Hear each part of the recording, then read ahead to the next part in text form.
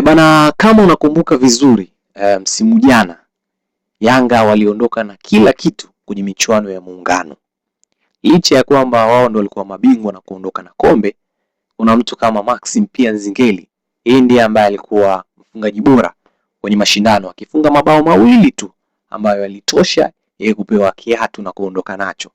Lakini kuna mtu alikuwa anaitwa Mudathiri Yahya, yeye ndiye alikuwa mchezaji bora kwenye mashindano yale Muungano ambayo yalifanyika msimu jana. Kwa hivyo msimu jana Yanga waliondoka na kila kitu.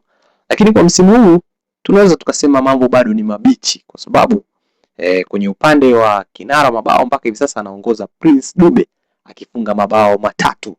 Mabao mawili alifunga kwenye ile hatua ya robo finali dhidi ya Mwembe Makumbi alifunga mabao mawili, lakini kwenye hatua ya nusu finali alifunga bao moja kwenye mchezo dhidi ya Azam. Kwa hiyo jumla ni mabao matatu, ndiye kinara mpaka hivi sasa.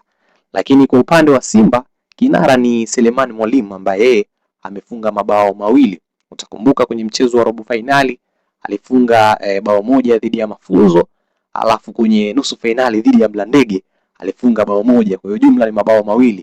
Kwa hiyo mpaka hivi sasa na Dube wametofautiana bao moja tu. Sasa kesho tutakwenda kukutana. Sasa tutakwenda kujua nani ambaye ataondoka na kiatu cha mfungaji bora. Kwenye upande wa asisti ni Chama na Okelo, wao wamefungana asisti 2-2.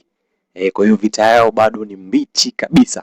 Sasa natamani kufahamu kwa mtazamo wako, mpaka hivi sasa unadhani mchezaji gani anastahili kuwa mchezaji bora wa michuano hii ya Muungano kwa mwaka huu 2026?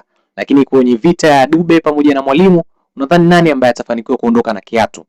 Niandikia hapo chini kwenye comment.